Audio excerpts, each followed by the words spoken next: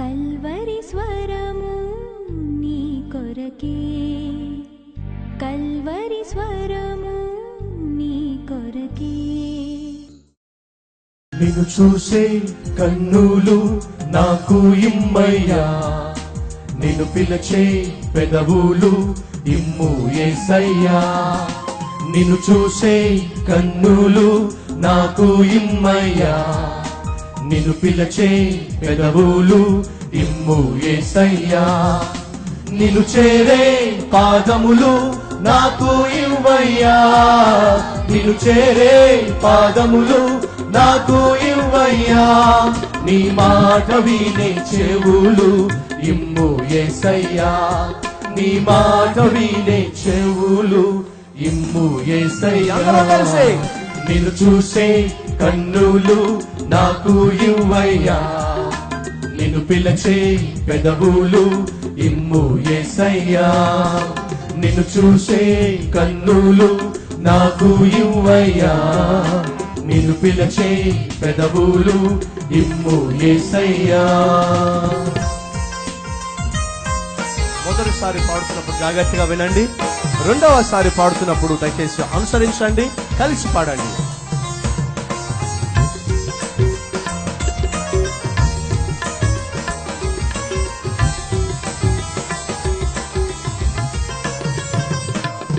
కన్నీటి ప్రార్థన నాకు నేర్పయ్యా, ఆత్మల సంపద నాకు ఇవ్వయ్యా. కలిసి కన్నీటి ప్రార్థన నాకు నేర్పయ్యా, ఆత్మల సంపద నాకు ఇవ్వయ్యా. నీ కొరకే జీవించే సాక్షిగా మార్చయ్యా, నాలోనే నిన్ను చూపే మాదిరి ఇవ్వయ్యా. నిన్ను చూసే కన్నులు నాకు ఇవ్వయ్యా, నిన్ను పిలిచే పెదవులు ఇమ్ము యేసయ్యా. కలిసి నిన్ను చూసే కన్నులు నాకు ఇమ్మయ్యా, నిన్ను పిలిచే పెదవులు ఇమ్ము యేసయ్యా. నిన్ను చేరే పాదములు నాకు ఇవ్వయ్యా, నిన్ను చేరే పాదములు నాకు ఇవ్వయ్యా. నీ మాట వినే చెవులు ఇమ్ము యేసయ్యా, నీ మాట వినే చెవులు ఇమ్ము యేసయ్యా. నిన్ను చూసే కన్నులు నాకు ఇవ్వయ్యా, నిన్ను పిలిచే పెదవులు ఇమ్ము యేసయ్యా. నిన్ను చూసే కన్నులు నాకు ఇవ్వయ్యా, నిన్ను పిలిచే పెదవులు ఇమ్ము యేసయ్యా. అందరితో సఖ్యత నాకు ఇమ్ము యేసయ్యా, మృదువైన మాట తీరు నాకు ఇవ్వయ్యా. కోపతాపములను దూరపరచయ్యా, అందరినీ క్షమించే మనస్సు ఇవ్వయ్యా.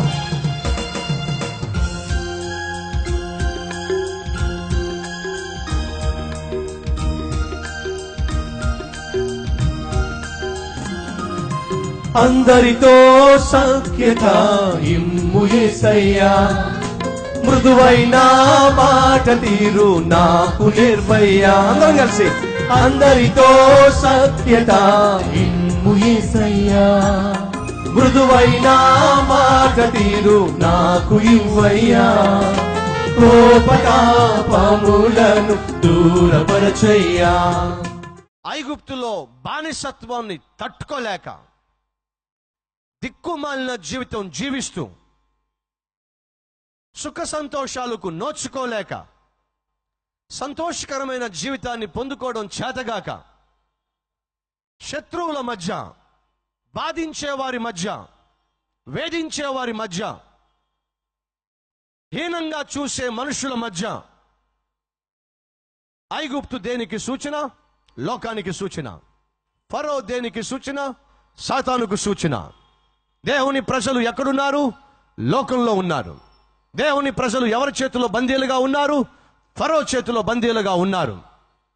తన ప్రజలు లోకంలో వెట్టి చాకిరీ చేస్తూ ఫరో యొక్క బంధకాల్లో బందీలుగా జీవిస్తూ ఉంటూ తట్టుకోలేక, ఆ ఫరో పెట్టే హింసకు తట్టుకోలేక ఏడ్చినప్పుడు దేవుడు కనికరించాడు. వారి పట్ల దేవుడు కృప చూపించాడు. ఉన్నారా ఈరోజు ఈ వాక్యం వింటున్న వారిలో అటువంటి స్థితిలో? అయ్యా, నేను కూడా సైతాను చేత బంధించబడి ఉన్నాను, వాడు నా జీవితాన్ని ఇష్టం వచ్చినట్టుగా పాడు చేస్తున్నాడు, బంధించి పడేశాడు.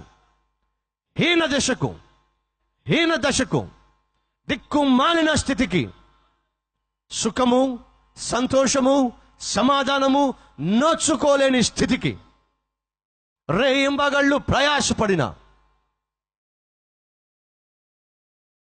రెక్కలు ముక్కలు చేసుకుంటున్న, ప్రతిఫలము చూడలేనటువంటి, జవాబు పొందుకోలేనటువంటి, పడే కష్టానికి,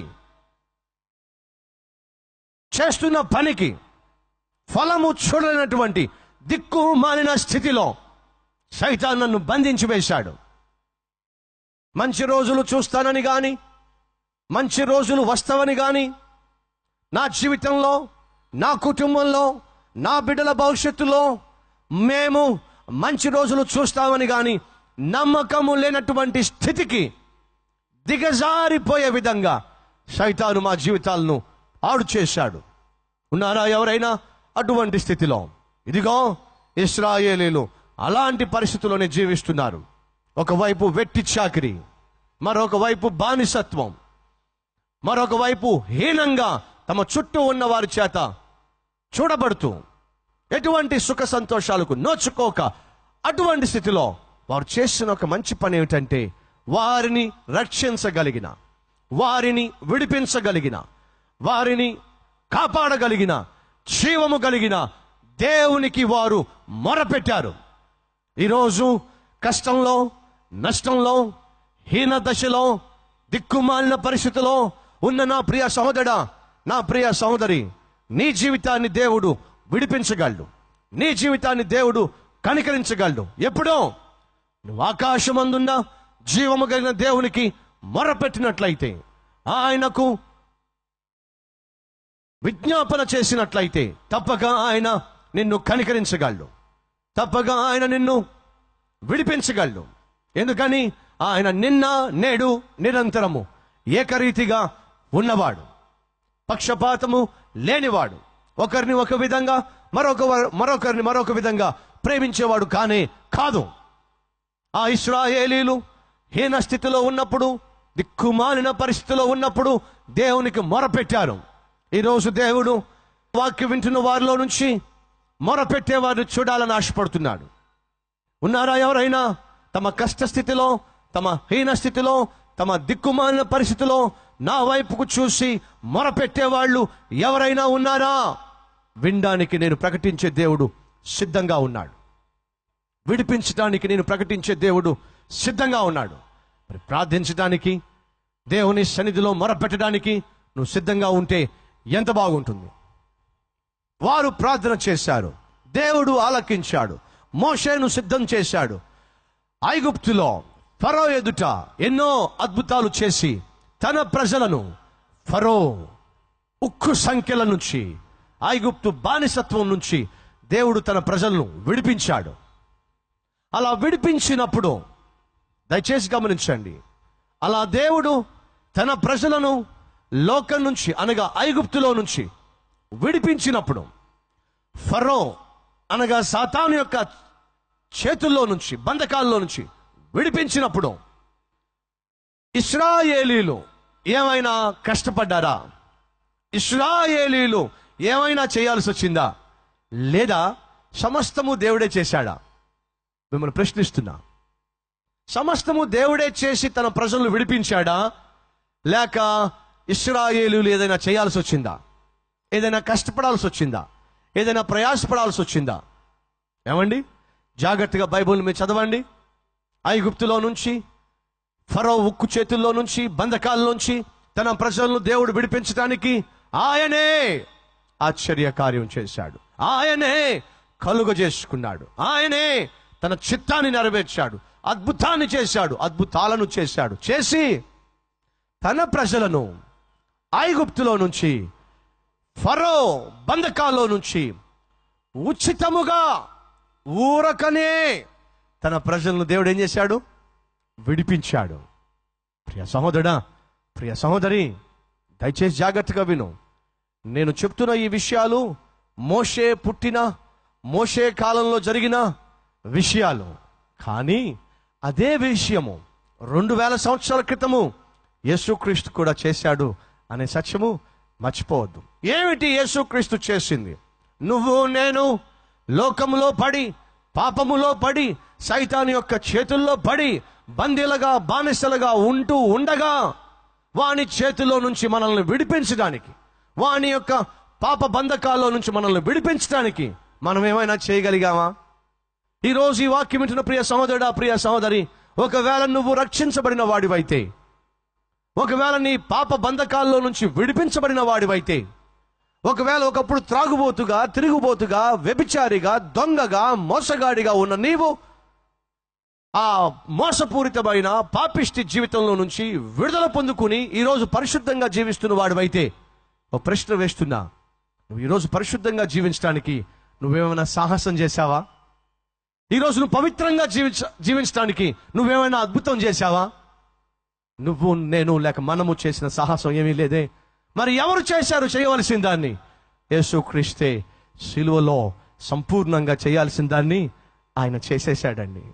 ఆయన చేసిన త్యాగం ద్వారా, ఆయన చేసిన యాగము ద్వారా మనం అందరం కూడా రక్షించబడ్డానికి, విడిపించబడ్డానికి, క్షమించబడ్డానికి అర్హతను పొందుకున్నాం.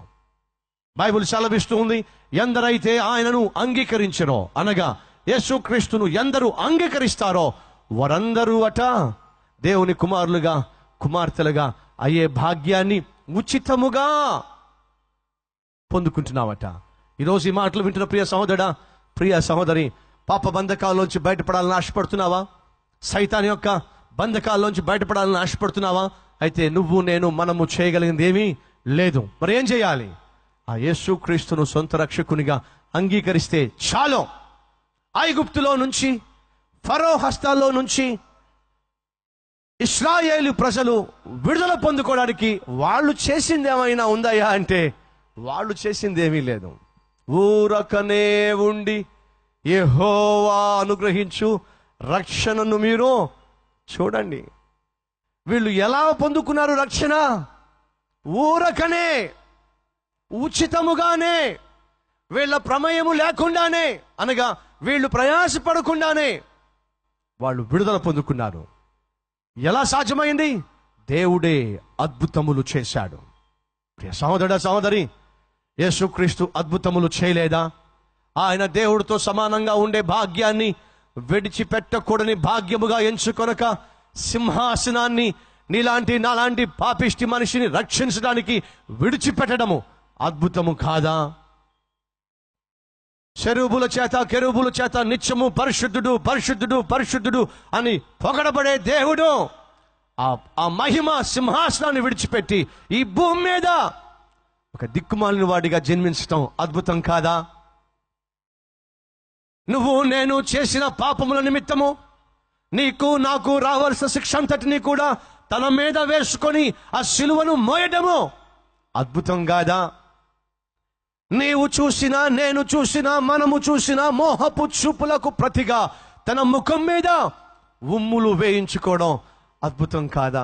చేతులతో, కాళ్లతో, శరీరముతో మనం చేసిన పాపముల నిమిత్తము తన శరీరాన్ని గాయపరచబడ్డానికి, హింసించబడ్డానికి, ఆఖరికి సిలువకు కొట్టబడ్డానికి యేసుక్రీస్తు తన శరీరాన్ని అప్పగించుకోవడము అద్భుతం కాదా?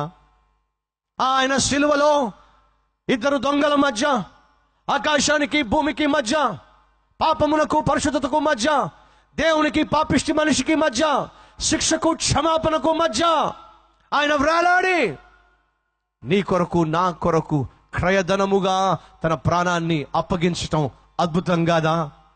ఆయన మరణించి సమాధి చేయబడి ఆ మరణాన్ని గెలిచి తిరిగి లేవడము అద్భుతం కాదా? అలా తిరిగి లేవటం వల్ల నువ్వు నేను రక్షించబడ్డము. నువ్వు నేను పాప క్షమాపణ పొందుకోవడం అద్భుతం కాదా?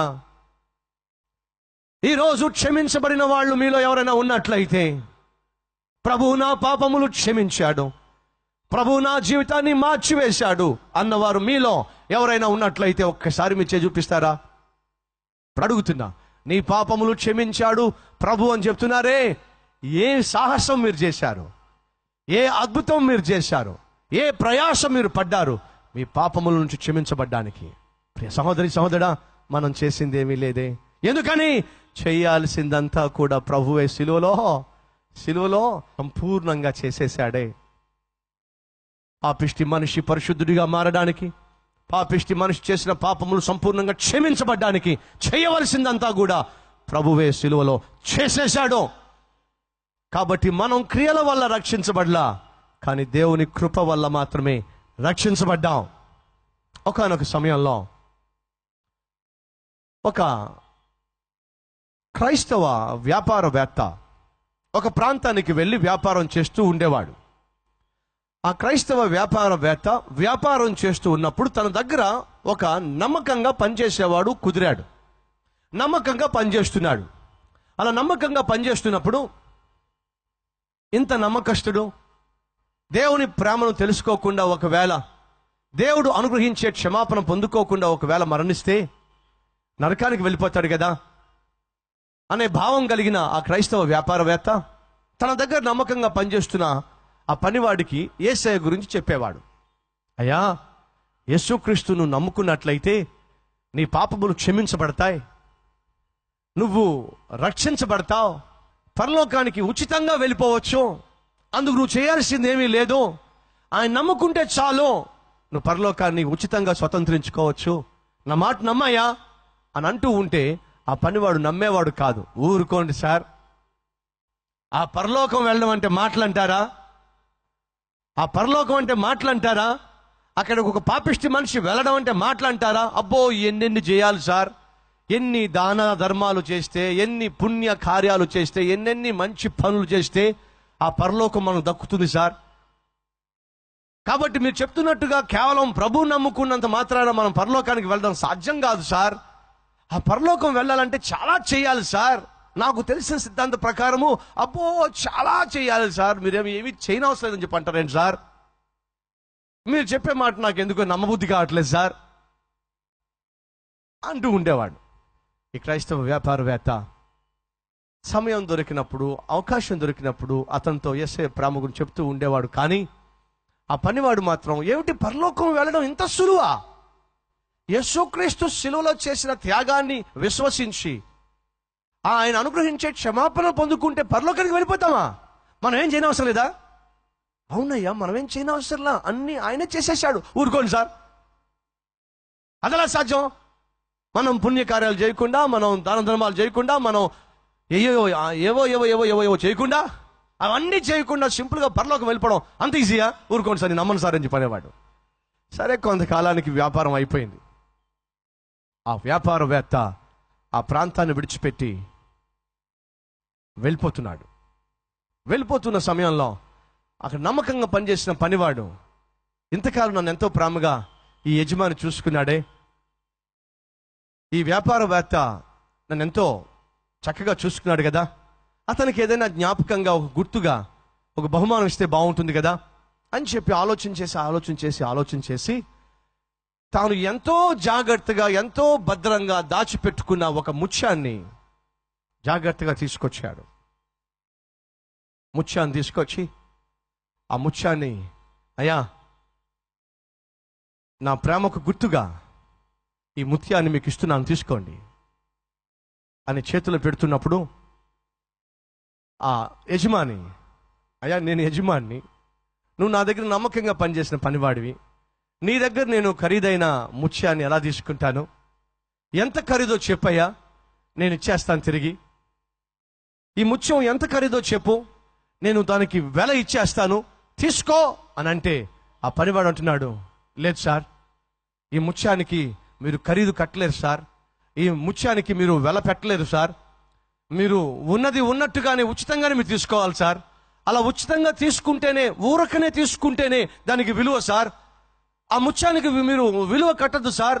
ఆ ముత్యానికి తిరిగి ఎంతో కొంత ఇస్తానని చెప్పి అనొద్దు సార్. ఏదో ఒకటి చేస్తానని చెప్పి అనొద్దు సార్. ఆ ముత్యాన్ని మీరు తీసుకోవాలి సార్. తొందర చేస్తున్నాడు పనివాడు. ఆ యజమాని అంటున్నాడు, భలేవాడు భయ, నువ్వు ఎంతో ప్రయాసపడి సంపాదించిన ఈ ముత్యాన్ని నాకు ఇస్తానంటున్నావు, దాన్ని ఉచితంగా ఇస్తానంటున్నావు, ఇంత ఖరీదైన దాన్ని నాకు ఉచితంగా ఇచ్చేస్తానంటున్నావు, నేను అలా తీసుకుంటాను. కుదరదు. ఎంత ఖరీదో చెప్పు, నేను చేయాల్సింది నేను చేస్తా, నేను ఇవ్వాల్సింది నేను ఇస్తా, అలాగైతే నేను తీసుకుంటా, చెప్పు ఎంత ఖరీదో. పనివాడు అంటున్నాడు, సార్ దయచేసి ఏదో ఒకటి చేస్తాను, ఏదో ఒకటి ఇస్తాను అని చెప్పి ఈ ముత్యానికి మాత్రం మీరు ఎంతో కొంత విలువ కట్టి దాని విలువను తగ్గించొద్దు సార్. ప్లీజ్ సార్, ఉచితంగా తీసుకోండి సార్, ఫ్రీగా తీసుకోండి సార్, ఊరకనే తీసుకోండి సార్, ప్లీజ్ సార్. యజమాని అంటున్నాడు, నువ్వు ఏమైనా చెప్పు కానీ ఉచితంగా మాత్రం తీసుకోను, దాని ఖరీదంతో చెప్పు. ఆ పనివాడు కళ్ళల్లో నుంచి నీళ్ళు వస్తున్నాయి. అదేమిటి, ముత్యం యొక్క ఖరీదంతో చెప్పమంటే కన్నీళ్లు గారుస్తున్నాడు ఏమిటి? ఆ పనివాడిని చూసి, అయ్యా ఎందుకు ఏడుస్తున్నావు, ఎందుకు కన్నీళ్లు గారుస్తున్నావు? లేకపోతే ఏంటి సార్, ఈ ముత్యానికి మీరు వెలగడతారా?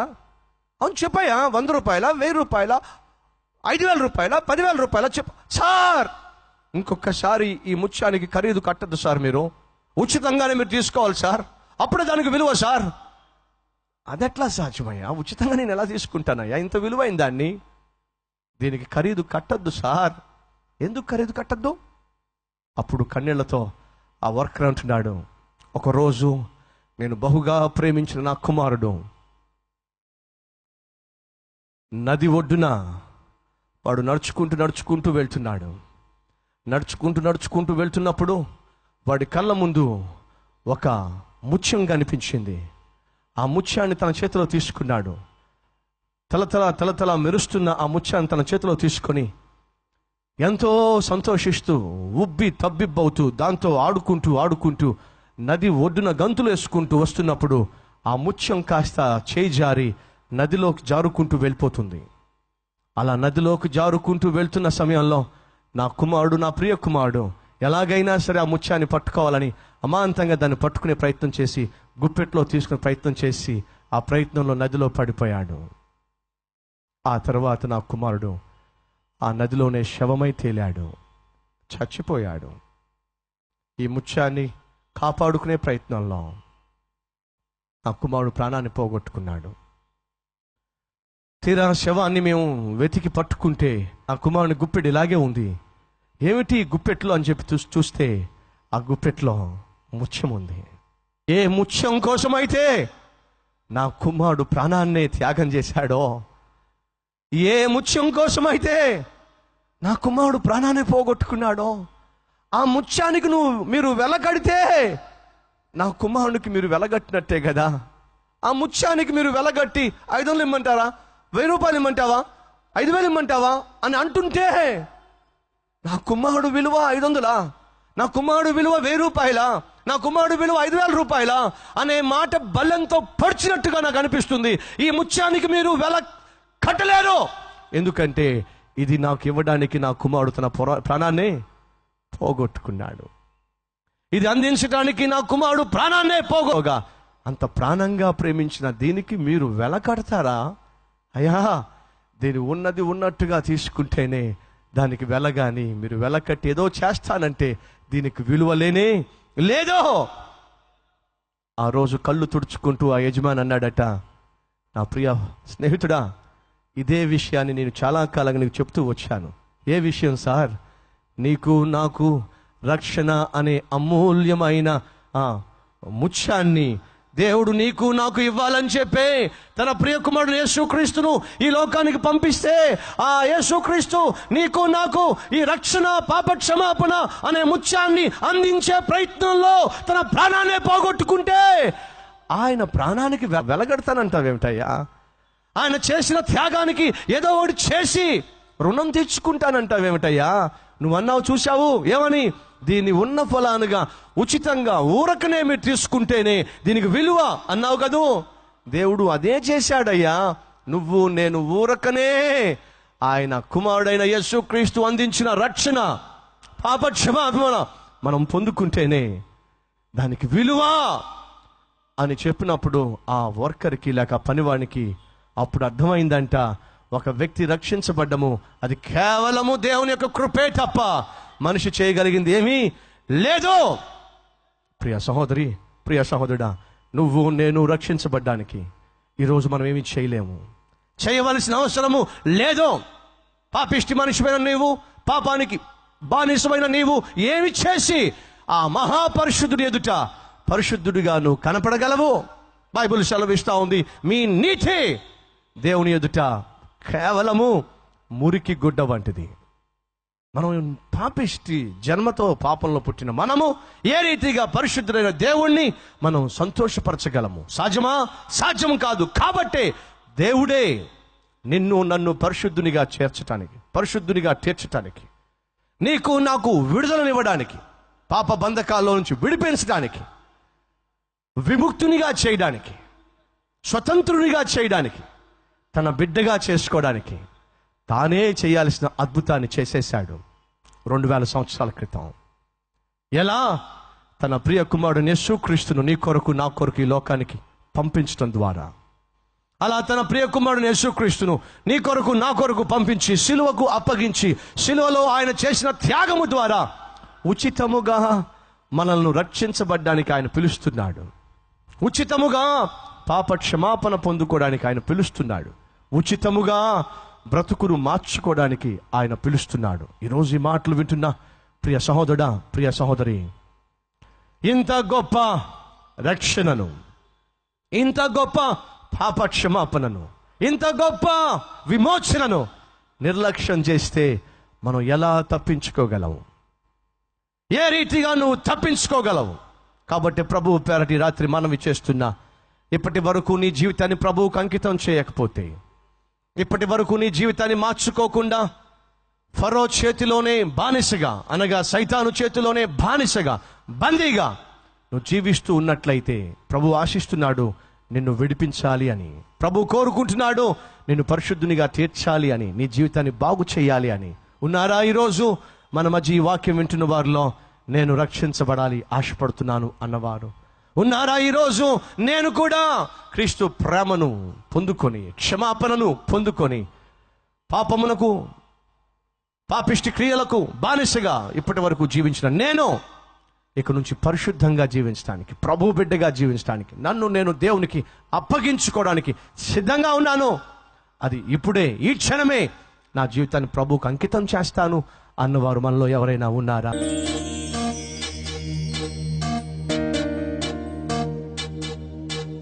మహాపరిశుద్ధుడైన ప్రేమ కలిగిన తండ్రి, మమ్మల్ని బహుగా ప్రేమించావు. మా పాప బంధకాల్లో నుంచి, సైతాన్ యొక్క కబంధ హస్తాల్లో నుంచి విడిపించడానికి నీ సింహాసనాన్ని విడిచిపెట్టి లోకానికి వచ్చావు. మా స్థానంలో ప్రభువా మరణించావు. మమ్మల్ని క్షమించడానికి వెల చెల్లించావు.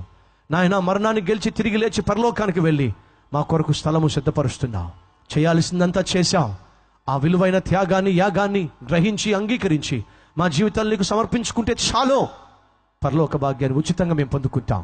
ఈరోజు ఎందరైతే ప్రభు తమ జీవితాన్ని అప్పగించి, ప్రభువా నా పాపములు క్షమించడానికి, నన్ను నూతన వ్యక్తిగా మార్చడానికి నువ్వు చేయాల్సిందంతా చేసేసావు. ఇదిగో ఈరోజు నా జీవితాన్ని నీకు అప్పగిస్తున్నా, నీ బిడ్డగా జీవించడానికి, నా పాపములు క్షమించమని, నన్ను నూతనపరచమని, బాగు చేయమని మనపూర్వకంగా నన్ను నీకు అప్పగించుకుంటున్నా. ప్రభువా నన్ను కనికరించి నీ కుమారుడుగా, నీ కుమార్తెగా అంగీకరించి పరలోకంలో జీవగ్రంథంలో నా పేరు లిఖించమని ఎందరైతే ప్రార్థిస్తున్నారో వారందరి ప్రార్థనలు ఆలకించండి. యేసు పరిశుద్ధ నామములో ఈ ప్రార్థన సమర్పిస్తూ ఉన్నాను తండ్రి. ఆమేన్.